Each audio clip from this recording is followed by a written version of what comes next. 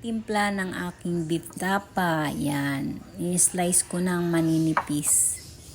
Tapos, lagyan ko siya ng toyo. And then, kalamansi. Bawang. Yan. Maraming bawang para masarap.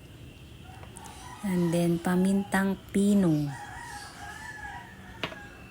Tapos, lagyan natin ng 1 kutsarang asukal.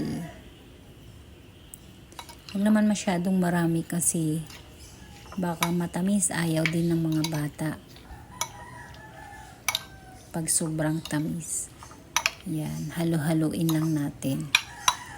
Instant tapa yan.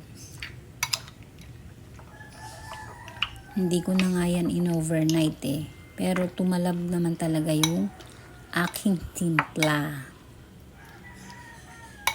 Kaya binabad ko lang yan ng mga 1 hour bago ko siya nilagay sa kawali. Yan. Okay na yan. Magsalang na tayo ng ating kawali. Yan.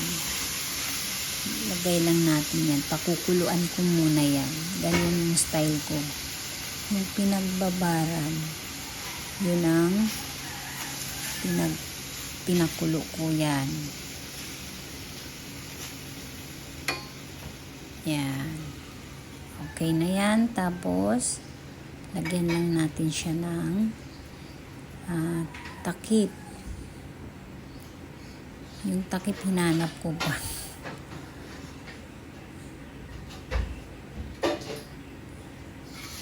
Matagal ang takip hanapin kaya natagalan. Para mabilis siya lumambot. Kailangan siyang matakpan. Ayan na siya.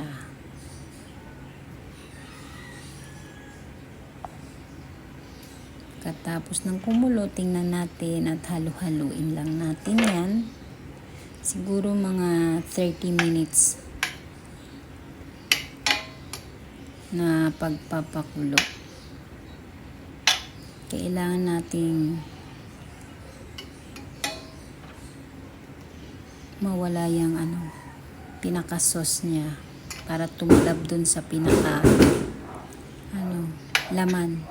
Meron sigurong nasa rino may mga paputok. Kaya yan, wala na siyang pinagbabaran. Lagyan na natin siya ng mantika. Yan. Prituhin na natin ang ating masarap na tapa. Tsaka malambot dahil napakuluan na siya. Yan.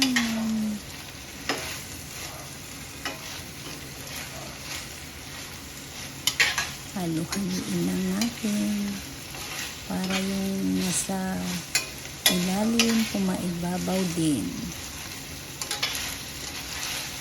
Yan.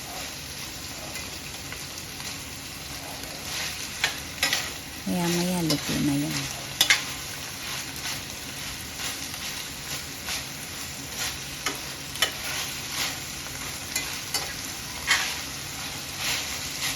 Ang sunod natin gagawin ay ang fried rice na simpleng-simple lang.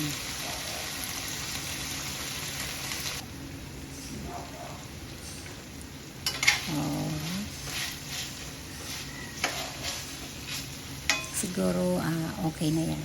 Okay na. Fried rice naman. Meron tayong kanin. Kahit bagong saing siya. Tapos i-cool down lang yung init. Meron tayong pinagsamang tuyo mansi, yung liquid seasoning, tsaka toyo. Pinaghalo ko dyan. Tuyo lang yan, tsaka liquid seasoning. Tapos, meron akong ginawang bawang. Konti na nga lang eh. Lagay na natin lahat para malasa. Ganyan lang ako sangag minsan. Kasi minsan gusto ng mga bata ganyang style. Toyo with liquid seasoning. And garlic. Yan. Sarap na yan.